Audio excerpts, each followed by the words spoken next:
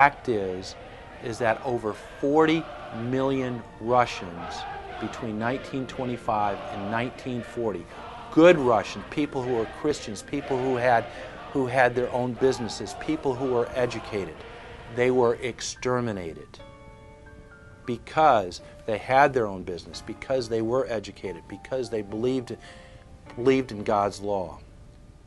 We can look over at Germany. Germany was in a very, very terrible economic situation, and this very charismatic leader called Adolf Hitler comes in.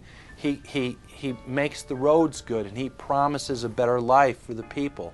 And within 10 years, you see a completely nationalized, centralized, dictatorial situation where millions and millions of people were exterminated. And then we can go to Maoist China.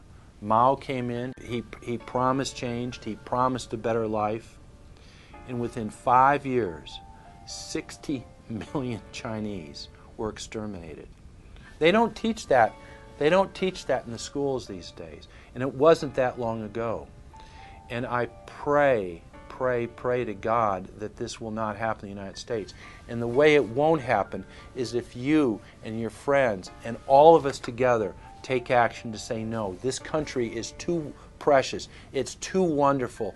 It's too good of a place to lay down as a victim. Greatness could arise once we break the shackles of the government that's holding us back. One thing America has more than any other country is an entrepreneurial spirit. One thing we have more than any other country is the ability to be innovators.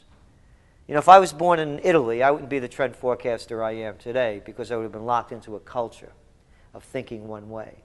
We have that freedom of expression and freedom of thought that could free us to create greatness again if Big Brother doesn't come down on us harder. Humankind is at a historic crossroads. The forces of globalism are marching towards absolute despotism. Look in the mirror, count the cost, and decide, are you going to let history repeat itself? Or will you stand tall with freedom lovers everywhere and stop the completion of a world dictatorship?